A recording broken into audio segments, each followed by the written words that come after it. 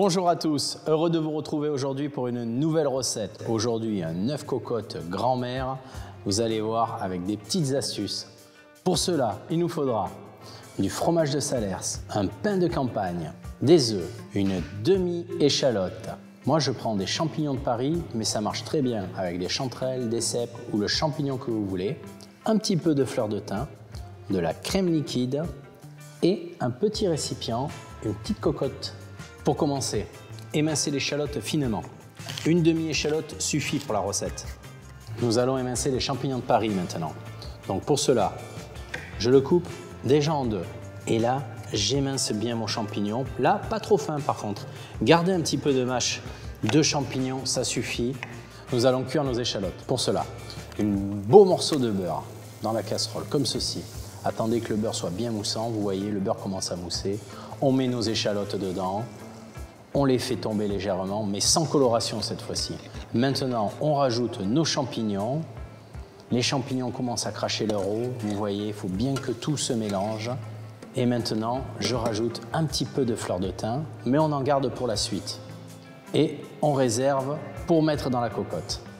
Nous allons faire le montage de la petite cocotte. Regardez, rien de plus simple. Un peu de beurre, un petit peu mou, légèrement pommade. Vous prenez votre moule et vous beurrez bien l'intérieur, comme ça, avec les doigts. On prend notre fromage de Salers. Moi, j'en râpe toujours un petit peu, comme si on chemisait un moule directement de sucre, mais là, sauf que je l'ai fait avec le fromage, regardez. On récupère notre farce, vous voyez? La petite farce qui est légèrement tombée, échalote, champignons, fleur de thym. Vous en mettez bien comme il faut. Moi, j'en mets 2 belles cuillères, que ça soit bien gourmand là. Pour la crème, une petite astuce. Moi, je la mets à la cuillère et j'en mets au fur et à mesure de manière à ce que ça rentre bien dans la garniture. Vous en mettez à peu près 3 cuillères à soupe juste au niveau de votre garniture où il y a les champignons. Vous voyez? Pas plus. Je rajoute un petit peu de fleur de sel. Et là, je viens casser l'œuf. Voilà. Par gourmandise, moi je rajoute un petit peu de Salers sur le dessus de l'œuf, comme ceci. Vous voyez? Voilà. Un petit peu de fleur de thym. Un petit tour de moulin à poivre, là, regardez. Je prends une plaque, un petit peu d'eau, ce qu'on appelle un bain-marie. Mettez votre cocotte ou votre récipient.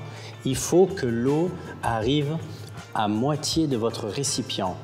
Le temps de cuisson, 6-8 minutes, 180 degrés à chaleur tournante.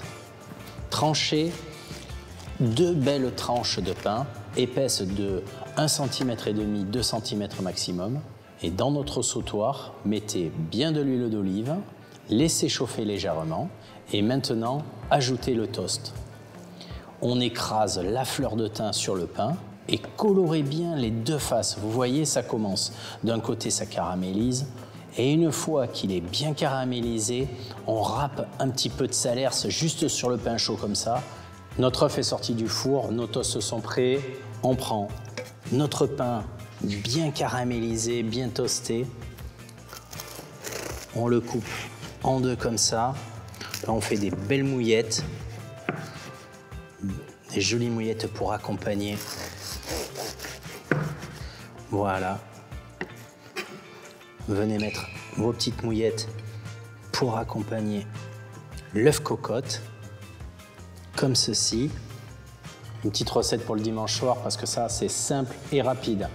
J'espère que vous avez passé un bon moment et que la recette vous a plu. À très bientôt pour une nouvelle recette.